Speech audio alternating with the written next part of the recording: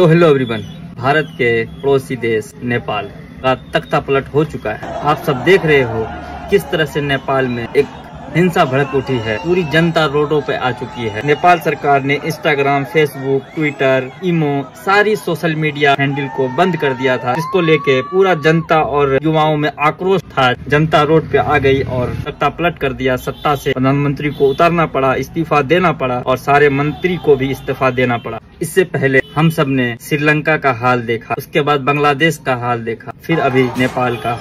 तो नेपाल के प्रधानमंत्री केपी शर्मा ओली अपना इस्तीफा सौंप चुका है और वो बीमारी का बहाना लगाकर वही भागने का पूरा इंतजाम कर चुका है। प्रधानमंत्री समेत सारे बड़े मंत्रालय का इस्तीफा हो चुका है। नेपाल पूरा अनियंत्रण हो चुका है। नेपाल में पूरी हिंसा भड़की हुई है, आगजनी हो रही है। नेपाल के सारे मंत्री के घर और संसद भवन तक आग में झोंक दिया गया है, जो बिल्कुल गलत है।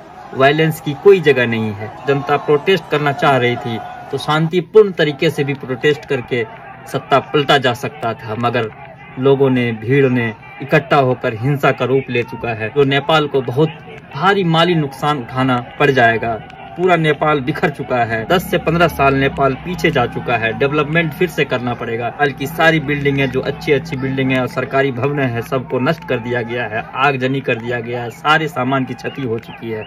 तो श्रीलंका, बांग्लादेश, उसके बाद नेपाल, इस तरह से भारत के पड़ोसी देशों में तख्ता पलट हो रही है, जिससे भारत पे भी उनका इम्पैक्ट पड़ेगा। भारत का व्यापार नेपाल से अच्छी खासी चल रही थी, चाइना को भी इससे नुकसान होगा। जनता ही सरकार को बैठाती है और वो अगर जनता के लिए काम नहीं करेगी तो आए दिन इस तरह की तख्ता पलट देखने को मिलेगा ही।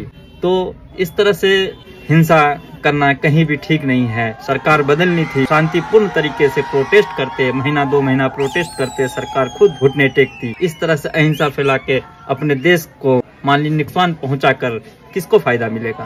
क्या पता किसका हाथ है, नहीं है। पर्दे के पीछे क्या चल रहा है, कौन जनता को भड़का रहा है, ये तो बाद में जांच बैठेगी तो पता चलेगा। चलिए, शुक्रिया।